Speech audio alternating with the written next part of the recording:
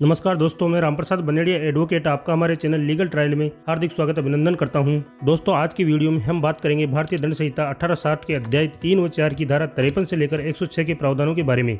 इससे पहले के पार्ट में दोस्तों हमने अध्याय 1 व 2 की धारा 1 से लेकर 52A के बारे में जानने व समझने का प्रयास किया था। उस वीडियो को भी आप जरूर देखें, जिससे आपको आईपीसी को समझने में आसानी होगी, जिसका लिंक नीचे डिस्क्रिप्शन बॉक्स में दिया गया है। आईपीसी की ये धाराएं क्या कहती है एवं इनमें किस अपराध के लिए क्या सजा दी जाएगी या किस धारा में किस अपराध का वर्णन मिलता है, इन सभी पहलुओं को विस्तार से जानने व समझने का प्रयास करेंगे। तो आइए चलते हैं आईपीसी की धारा 53 से लेकर 106 में क्या क्या प्रावधान है।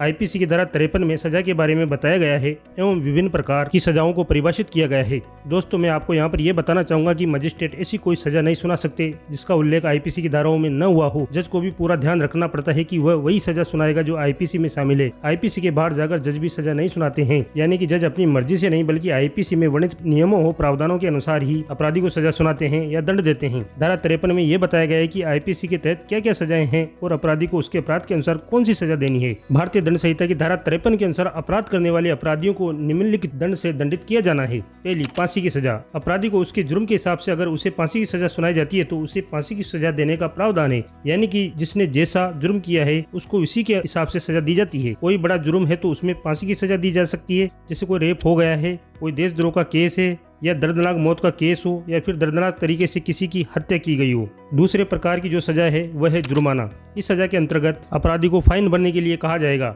अब कहां पर कितना जुर्माना भरना है, इसके लिए अलग एक धारा है जो ये बताएगी कि कितना फाइन अपराधी को भरना पड़ेगा। जुर्माने की सजा ज्यादातर हल्के अपराध पर दी जाती है, जैसे कि किसी के थप्पड़ मार दी हो या छोटी मोटी छीना झपटी हुई हो, तो उसमें अपराधी पर पैसों का जुर्माना लगा दिया जाता है और जेल जाने से बचा दिया जाता है। तीसरी सजा है प्रॉपर्टी को जब्त करना। इस सजा के अंतर्गत अपराध करने वाले व्यक्ति की प्रॉपर्टी को जब्त किया जा सकता है। चौथी तरह की सजा है आजीवन कारावास। आजीवन कारावास का मतलब है जब तक उसकी मृत्यु नहीं हो जाती तब तक वो जेल में ही रहेगा। वैसे तो आजीवन कारावास को 20 साल की सजा माना गया है।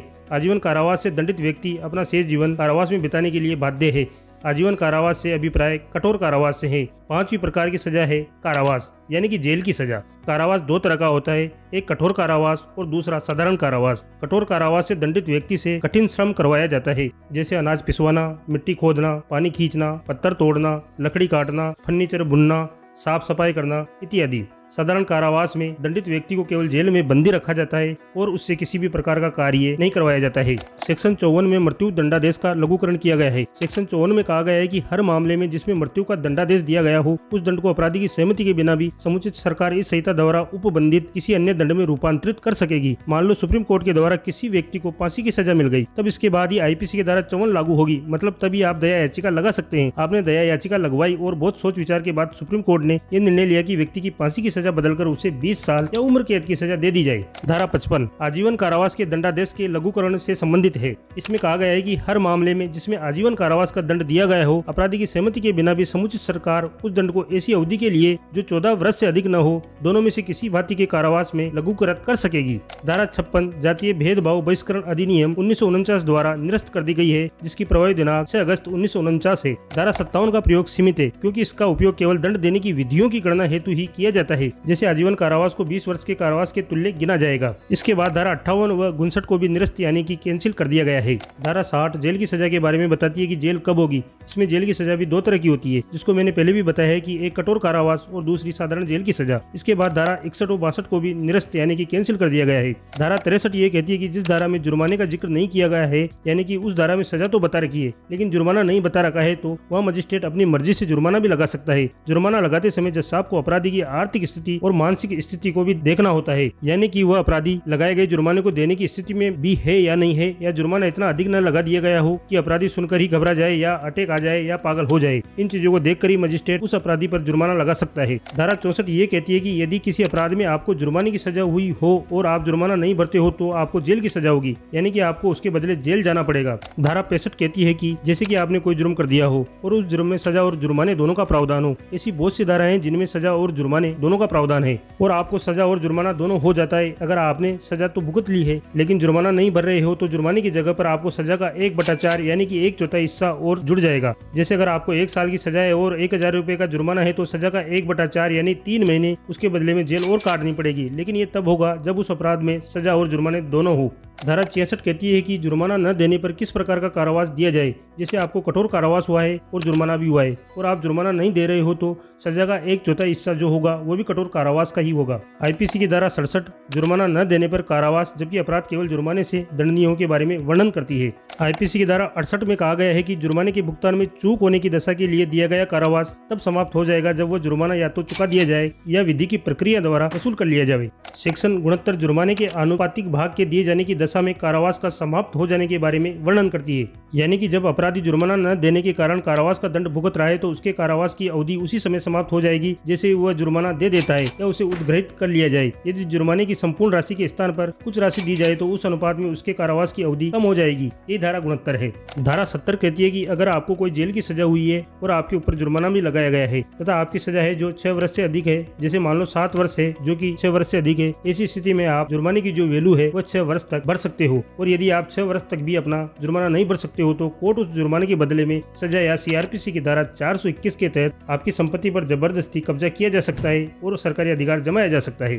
धारा 71 में कहा गया है कि जब एक अपराध अनेक अपराध कार्यों से बना हो तो अभियुक्त को केवल एक अपराध के लिए ही दंडित किया जा सकेगा, उससे अधिक नहीं। उदाहरण के तौर पर जैसे अभियुक्त द्वारा एक ही व्यक्ति को लाठियों से 10 बार वार करके गंभीर चोट पहुंचाई जाती है तो उसे गंभीर चोट पहुंचाने के लिए 1 वर्ष का दंड दिया जाएगा, न कि प्रत्येक वार के लिए 1 वर्ष के हिसाब से 10 वर्ष के लिए। इसी प्रकार एक ही मकान से भिन्न भिन्न वस्तुओं की चोरी या एक ही दस्तावेज में अनेक मिथ्या कथन आदि जैसे मामलों में अभियुक्त को एक ही अपराध के लिए दंडित किया जाएगा। धारा 72 कई अपराधों में से एक के दोषी व्यक्ति के लिए दंड, जबकि निर्णय में यह कथित है कि यह संदेह कि वह किस अपराध का दोषी है के बारे में बताती है। धारा 72 के अनुसार उन सब मामलों में जिनमें यह निर्णय दिया जाता है कि कोई व्यक्ति उस निर्णय में विनिर्दिष्ट कई अपराधों में से एक अपराध का दोषी है किंतु यह संदेहपूर्ण है कि वह उन अपराधों में से किस अपराध का दोषी है, यदि वह दंड सब अपराधों के लिए उपबंधित नहीं है तो वह अपराधी उस अपराध के लिए दंडित किया जाएगा जिसके लिए कम से कम दंड उपबंधित किया गया है। धारा 73 एकांत सजा के बारे में बताती है। उदाहरण के तौर पर जैसे किसी व्यक्ति को 6 मास की सजा हुई है तो उसे 1 माह तक काल कोठरी या एकांतवास में भी रखा जा सकता है,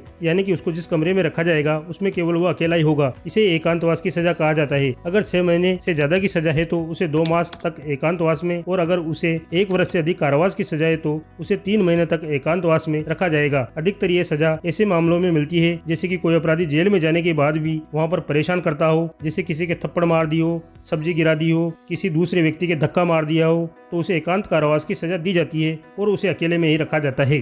धारा 74 इस धारा के अंतर्गत एकांतवास की सीमा निर्धारित की गई है तथा इसे एक साथ 14 दिन से अधिक नहीं होना चाहिए। धारा 75 इस धारा के अनुसार यदि कोई अपराधी जेल से छूटने के बाद फिर उसी अपराध को करता है तो न्यायालय उसको पहले की अपेक्षा अधिक अवधि के कारावास की सजा देगा। धारा 76 ऐसे किसी भी व्यक्ति को अपराधी नहीं माना जाएगा जिसको उस कार्य को करने का लाइसेंस प्राप्त हो या उस कार्य को गवर्नमेंट के ऑर्डर से कर रहा हो। जैसे कोई डॉक्टर है और वह किसी मरीज का ऑपरेशन या इलाज सद्भाव पूर्वक कर रहा है लेकिन फिर भी लाख कोशिश के बावजूद भी उस मरीज की मौत हो जाती है तो उसके लिए डॉक्टर दोषी नहीं होगा। या जैसे किसी ऑर्डर के तहत पुलिस ने भीड़ को नियंत्रित करने के लिए गोली चला दी है और उसमें किसी व्यक्ति की मौत हो जाती है तो पुलिस उसके लिए दोषी नहीं होगी क्योंकि उन्होंने ऐसा ऑर्डर के तहत किया है। यही आईपीसी की धारा 76 है। लेकिन मैं यहाँ पर आपको ये बताना चाहूंगा कि जैसे किसी डॉक्टर ने आपसी रंजिश के तहत अपने प्रोफेशन का फायदा उठाते हुए जानबूझकर इलाज में लापरवाही करके किसी की मौत कर देता है तो वह दोषी माना जाएगा। धारा 77 में जज के पावर के बारे में बताया गया है। इसमें कहा गया है मान लो जैसे कोई भी जज अपने अदालत कक्ष में अपनी सीट पर बैठा हुआ हो और मुलजिम सामने कटघरे में खड़ा हुआ है तो जज साहब उस समय उस पर कुछ भी टिप्पणी कर सकता है या उसके बारे में कुछ भी कह सकता है। उस बात को लेकर जज साहब पर कोई केस या कार्रवाई नहीं की जा सकती है। धारा 78 ये कहती है कि अगर किसी जज द्वारा या कोर्ट द्वारा कोई ऑर्डर निकाला जाता है और वह ऑर्डर अधिकारियों को सौंपा जाता है और अधिकारी उस ऑर्डर की पालना में वह काम करते हैं और उसमें नुकसान भी हो जाता है तो वह अधिकारी अपराधी नहीं माना जाएगा। लेकिन अगर उस जगह की पहले से स्टे ले रखी है और वहाँ पर फिर भी कार्रवाई की जाती है तो वहाँ पर वह अधिकारी अपराधी माना जाएगा। धारा 79 आपके पावर और अधिकार के बारे में बताती है। इसमें कहा गया है कि आपके सामने कोई अपराध हो रहा हो, मारपीट हो रही हो या चोरी हो रही है तो आपको भी अधिकार है कि आप उस अपराधी को पकड़ कर रख सकते हो, उसको रस्से से बांध कर बिठा सकते हो यदि आपके सामने अपराध हो रहा है तो। धारा 80 में कहा गया है कि कोई बात अपराध नहीं है जो दुर्घटना या दुर्भाग्य से और किसी आपराधिक आश से या ज्ञान के बिना विधिपूर्ण प्रकार से विधिपूर्ण साधनों द्वारा और उच्च सतर्कता और सावधानी के साथ विधिपूर्ण कार्य करने में हो जाती है। धारा 81 मानवता को यह अधिकार देती है कि अगर आपके सामने कोई जुर्म या अपराध हो रहा है तो आप उसको अपने तरीके से रोक रोक सकते हैं। चाहे जैसा भी तरीका आपके दिमाग में आया हो तो आप अपराधी नहीं माने जाएंगे। जैसा कि कोई दो व्यक्ति आपके सामने आपस में लड़ रहे हैं और एक व्यक्ति को ज्यादा लग जाती है और उसके खून निकल रहा हो तो आप दूसरे व्यक्ति को रोक सकते हैं, तो आप अपराधी नहीं माने जाओगे। लेकिन इसमें एक कंडीशन ये है कि अपराध दिखना चाहिए, यानी कि नजर आना चाहिए। और दूसरा ये कि अगर अपराध करने वाला व्यक्ति समर्पण या सरेंडर कर देता है और अपना जुर्म स्वीकार कर लेता है तो फिर उसको कोई चोट नहीं पहुंचाई जा सकती है। धारा 82 में कहा गया है कि कोई बात अपराध नहीं है जो 7 वर्ष से कम आयु के शिशु द्वारा की जाती है। मतलब धारा 82 में यह प्रावधान किया गया है कि 7 वर्ष से कम आयु के बच्चों द्वारा किया गया कोई भी कार्य अपराध नहीं माना जाएगा। ऐसा माना जाता है कि बचपन में बच्चे में समझ की कमी होती है और वह अच्छाई और बुराई में अंतर करने लायक नहीं होता है। ऐसी स्थिति में उसे दंडित नहीं किया जा सकता है। धारा 83 कहती है कि अगर 7 साल से लेकर 12 वर्ष तक का कोई भी बच्चा कोई जुर्म करता है तो उसको अपराधी माना जाएगा। लेकिन अगर ये साबित हो जाए कि अभी भी बच्चा मैच्योर नहीं हुआ है और यानी उसमें समझ नहीं है और वह अपरिपक्व है, उसमें दिमागी रूप से अभी भी 7 वर्ष से कम बच्चे वाले लक्षण दिखाई दे रहे हैं तो उसको अपराधी नहीं माना जाएगा। एक मामले में एक स्त्री जो 10 वर्ष की थी, उसके पति व ससुर ने उसे गालियां दी जिन्हें वो उस समय तो चुपचाप सुनती रही, परंतु रात को जब उसका पति सो रहा था उस स्त्री ने एक तेज धार वाला हथियार लेकर उसके गले पर वार कर दिया, जिसके परिणाम स्वरूप उसकी मौत हो गई। इस घटना के बाद वो स्त्री भाग गई और अपने आप को छिपा लिया। पति की हत्या के लिए उस पर मुकदमा चला जिसमें बचाव पक्ष ने धारा 83 का लाभ देने की मांग की, परंतु न्यायालय ने उसके अपराध कार्य के बाद भाग जाने व छिप जाने वाले आचरण के आधार पर यह निर्धारित किया कि वह परिपक्व समझ वाली थी, लेकिन हत्या के लिए निर्धारित दंड आजीवन कारावास के स्थान पर 7 वर्ष दिया जाना ही पर्याप्त समझा।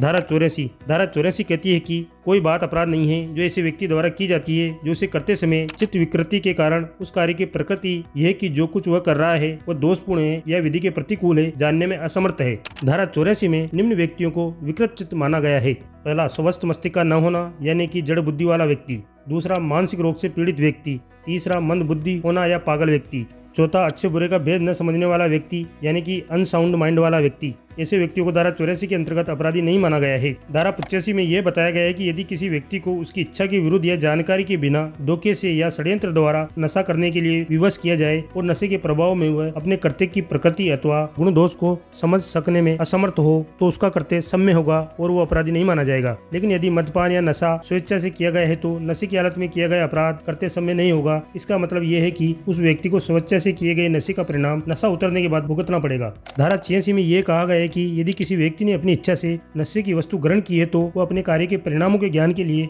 उसी प्रकार उत्तरदायी होगा जैसे वह नशे में न होने पर होता। धारा 87 यह कहती है कि कोई अपराध तब तक अपराध नहीं माना जाएगा जब जिसका नुकसान हुआ हो वो उसकी सहमति से हुआ हो, यानी कि वह खुद एग्री हो कि जिस कार्य में जो नुकसान होगा उसके लिए वह स्वयं जिम्मेदार होगा। जैसे कि सर्कस में कोई करतब दिखाने वाला होता है और वह करतब दिखा रहा है, जैसे कि मौत का कुआं जिसमें वो मोटरसाइकिल चला रहा है। अब ऐसा करते समय कोई घटना घटित हो गई और उसका नुकसान या मौत हो जाती है तो उसके लिए अन्य को जिम्मेदार नहीं ठहराया जा सकता। अक्सर ऐसा कुश्ती, मुक्केबाजी और जोखिम भरे कसरती कार्यों में होता है। इनमें उनकी खुद की सहमति होती है और बेकायदा लिखित में एग्रीमेंट होकर हस्ताक्षर होते हैं कि किसी भी अनहोनी के लिए वो स्वयं जिम्मेदार होगा और किसी अन्य व्यक्ति को दोषी नहीं ठहराया जाएगा। लेकिन इसमें भी 4 शर्तें। पहली ये कि जिस व्यक्ति का नुकसान हुआ हो उसकी उम्र 18 साल से अधिक होनी चाहिए। दूसरी, खुद की सहमति होनी चाहिए। तीसरी, जानकारी, उसको ये भी जानकारी होनी चाहिए कि अमुक कार्य करते समय उसकी मृत्यु भी हो सकती है। चौथी शर्त है अनजाने में, अगर अनजाने में भी कोई नुकसान हो जाता है तो उसके लिए वह किसी को ब्लेम नहीं कर सकता है। तो यह थी धारा 87। धारा 88 किसी व्यक्ति के फायदे के लिए सहमति से सद्भाव पूर्वक किया गया कार्य जिसमें मृत्यु कारित करने का आशय नहीं हो के बारे में वर्णन करती है। इस धारा में किया गया कार्य उस व्यक्ति के फायदे के लिए होना चाहिए, साथ ही वह कार्य उस व्यक्ति की सहमति व सद्भावना पूर्वक बिना किसी मृत्यु कारित करने के आशय से किया गया हो। जैसे कि एक मामले में एक आंखों के डॉक्टर ने एक महिला की आंख के मोतियाबिंद का ऑपरेशन किया जिसके कारण उस महिला की आंख की ज्योति चली गई। अभियुक्त आंखों के डॉक्टर के विरुद्ध मुकदमा चलाए जाने पर डॉक्टर की ओर से धारा 88 के अंतर्गत लाभ देने का तर्क प्रस्तुत किया गया। न्यायालय ने डॉक्टर को निर्दोष घोषित करते हुए कहा कि अभियुक्त ने पूर्ण सावधानी से कार्य किया है और उसे धारा 88 का लाभ दिया जाता है। धारा 89 के अंतर्गत 12 वर्ष से कम आयु के बालकों या विकृत चित्त या पागल व्यक्तियों के संबंध में उनके फायदे के लिए किए गए कार्यों के लिए संरक्षण प्रदान करती है। चूंकि ऐसे व्यक्ति मानसिक परिपक्वता के अभाव में अपनी सहमति देने में असमर्थ होते हैं, इसलिए उनकी ओर से सहमति उनके अभिभावक या विधिक संरक्षक द्वारा दी जा सकती है। संरक्षकों द्वारा दी गई सहमति को बालक या विकृत चित्त व्यक्ति द्वारा दी गई सहमति ही माना जाएगा और इसका वही प्रभाव होगा जो कि कथित व्यक्ति की स्वयं की सहमति का होता, परंतु संरक्षक द्वारा ये कार्य सद्भावना पूर्वक बालक या विकृत चित्त व्यक्ति के फायदे के लिए किया गया होना चाहिए। धारा 90 में सहमति के बारे में बताया गया है कि सहमति कब नहीं मानी जाएगी और कब सहमति मानी जाएगी। धारा 90 के अनुसार कोई सहमति स्वतंत्र सहमति नहीं मानी जाएगी यदि वह किसी नशे में चूर व्यक्ति द्वारा दी जाती है या नशे में दी गई सहमति नहीं मानी जाएगी। दूसरी, अगर 12 साल से कम उम्र है तो, और कुछ मामलों में लड़की की उम्र जैसे 18 वर्ष से कम है तो वह भी सहमति नहीं मानी जाएगी। तीसरी, कि उस व्यक्ति को जानकारी नहीं है तो वह भी सहमति नहीं मानी जाएगी, यानी कि किसी व्यक्ति को बहकावे में आकर दी गई सहमति भी सहमति नहीं मानी जाएगी। चौथी, किसी के कहने पर दी गई सहमति भी सहमति नहीं मानी जाएगी। पांचवी, किसी विकृत चित्त या पागल व्यक्ति द्वारा दी गई सहमति भी सहमति नहीं मानी जाएगी। धारा 91 में कहा गया है कि किसी की सहायता करने के बहाने या अपने टैलेंट का फायदा उठाकर कोई जुर्म किया जाता है तो वह अपराध माना जाएगा। उसमें किसी भी प्रकार का रहम या दया नहीं की जाएगी। धारा 92 के अंतर्गत उन मामलों में सहमति के बचाव का विस्तार किया गया है जो धारा 88 या धारा 89 के अंतर्गत नहीं आती है। धारा 92 उन आपातकालीन परिस्थितियों में जिनमें क्षतिग्रस्त व्यक्ति की सहमति प्राप्त करना संभव नहीं होता, सद्भाव पूर्वक उसके लाभ के लिए किए जाने वाले कार्यों को संरक्षण प्रदान करती है। धारा 93 उन व्यक्तियों को संरक्षण प्रदान करती है जो किसी व्यक्ति को उसके फायदे के लिए सद्भावना पूर्वक सूचना देते हैं, परंतु उस सूचना के कारण उन्हें कोई हानि हो जाती है। धारा 93 के लागू होने के लिए मुख्य रूप से निम्नलिखित 2 बातों का होना आवश्यक है। पहली, सूचना उस व्यक्ति के फायदे के लिए होनी चाहिए तथा दूसरी, सूचना सद्भाव पूर्वक दी जानी चाहिए। उदाहरण के लिए, जैसे कोई डॉक्टर कैंसर जैसे गंभीर रोग से पीड़ित किसी रोगी को सद्भाव पूर्वक ये सूचना देता है कि उसकी राय में वह 2-4 महीने से अधिक जीवित नहीं रहेगा और इस सूचना से रोगी को मानसिक आघात पहुंचता है और वह मर जाता है, तो ऐसी दशा में डॉक्टर को रोगी की मृत्यु के लिए दोषी नहीं माना जाएगा।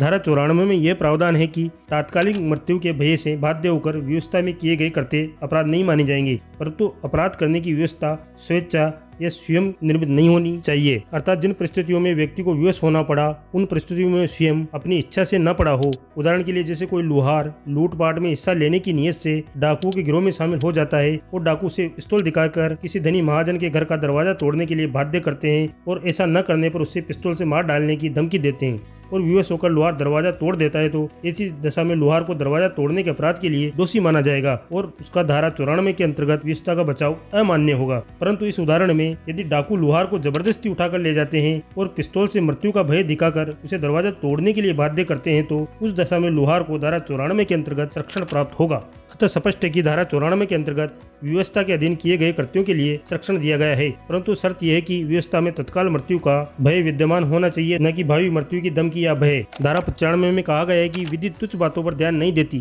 तात्पर्य यह है कि विधि उन बातों पर अधिक ध्यान नहीं देती है जो अपने शाब्दिक अर्थ में तो अपराध की श्रेणी में आते हैं, परंतु उनसे शर्ती नाम मात्र की होती है, जिसके लिए अपराध का संज्ञान करना भी न्यायोचित नहीं माना जाता।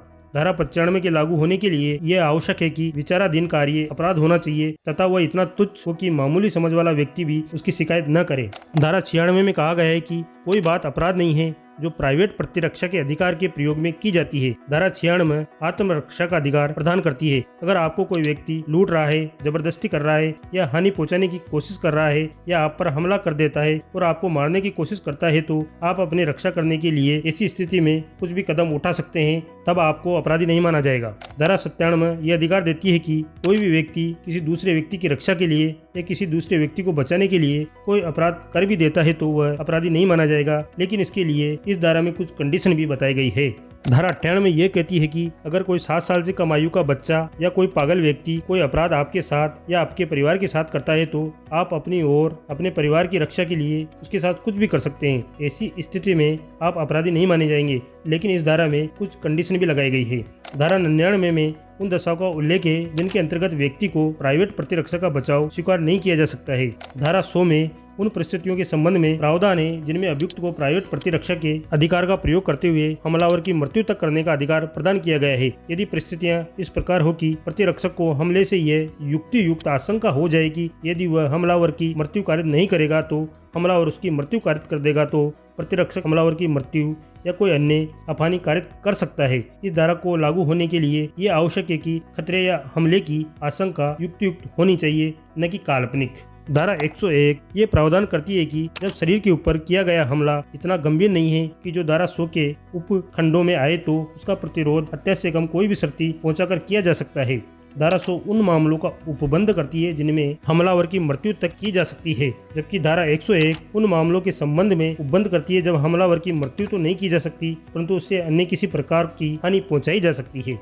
धारा 102 उस समय अवधि का उल्लेख करती है जिसमें प्रतिरक्षा का अधिकार प्राप्त होता है। दूसरे शब्दों में इस धारा में यह बताया गया है कि व्यक्ति के निजी प्रतिरक्षा के बचाव का प्रारंभ कब होगा और कब तक जारी रहेगा। प्रतिरक्षा के अधिकार के लिए खतरे की युक्तियुक्त आशंका महत्वपूर्ण है, अर्थात किसी व्यक्ति को खतरे की युक्तियुक्त आशंका होते ही प्राइवेट प्रतिरक्षा का अधिकार उत्पन्न हो जाता है ता उस समय तक जारी रहता है जब तक कि उस खतरे की युक्तियुक्त आशंका बनी रहती है। आईपीसी की धारा 103 धारा 100 के समान ही है, अर्थात जहाँ धारा 100 शरीर की प्रतिरक्षा करते समय हमलावर की मृत्यु तक करने वाली परिस्थितियों के संबंध में उपबंधित करती है, वहीं धारा 103 उन परिस्थितियों के संबंध में व्यवस्था करती है जिनमें एक व्यक्ति अपनी या किसी अन्य की संपत्ति की रक्षा के लिए हमलावर की मृत्यु तक कर सकता है। धारा 103 में ऐसे संपत्ति संबंधी अपराधों का उल्लेख किया गया है जिनके किए जाने पर प्रतिरक्षा के बचाव के अधीन अपराध करने वाले की मृत्यु तक कारित की जा सकती है। ये अपराध है, पहला लूट, दूसरा रात्रि गृह भेदन, तीसरा अग्नि द्वारा रिष्टि, चौथा ऐसी चोरी,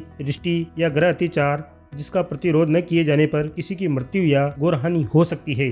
धारा 104 धारा 101 के समान ही है, अर्थात यदि व्यक्ति द्वारा किया गया अपराध धारा 103 में गिनाई गई भांतियों में नहीं आता है बल्कि अन्य प्रकार का है तो धारा 99 द्वारा लगाए गए प्रतिबंधों के अधीन मृत्यु के अलावा किसी भी प्रकार की हानि पहुंचाई जा सकेगी। धारा 105 में संपत्ति के संरक्षण हेतु निजी प्रतिरक्षा के अधिकार के आरंभ होने तथा उसकी समय अवधि के बारे में बताया गया है। धारा 105 धारा 102 के समान है। जिस प्रकार धारा 102 में ये बताया गया है कि शरीर की सुरक्षा संबंधी निजी अधिकार कब प्रारंभ होता है और कब तक जारी रहता है, उसी प्रकार धारा 105 में संपत्ति की सुरक्षा में निजी प्रतिरक्षा के अधिकार के प्रारंभ होने तथा उसकी समय अवधि के बारे में उपबंध को बताती है।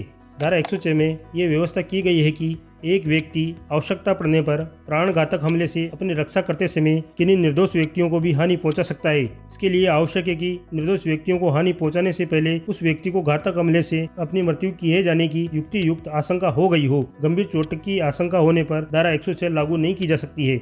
धारा 100 जहां हमलावर की मृत्यु तक को उचित करार देती है, उसी प्रकार धारा 106 निर्दोष व्यक्ति की हत्या करने तक विस्तारित की गई है। दोस्तों, इस प्रकार से मैंने आज के इस वीडियो में धारा 53 से लेकर 106 के प्रावधानों के बारे में बताने और समझाने का प्रयास किया है। दोस्तों, अगर आपको हमारा ये वीडियो अच्छा लगा तो हमारे वीडियो को लाइक करें, शेयर करें और हमारे चैनल को सब्सक्राइब कर बेल आइकन का बटन दबा देवें, जिससे कि हमारे आने वाले नए वीडियो का नोटिफिकेशन आपको मिलता रहे और आप लोग हमसे लगातार जुड़े रहें। दोस्तों, आज के लिए बस इतना ही। अगले वीडियो में आपसे फिर मुलाकात होगी एक नई कानूनी जानकारी के साथ। तब तक के लिए धन्यवाद। जय हिंद, जय भारत।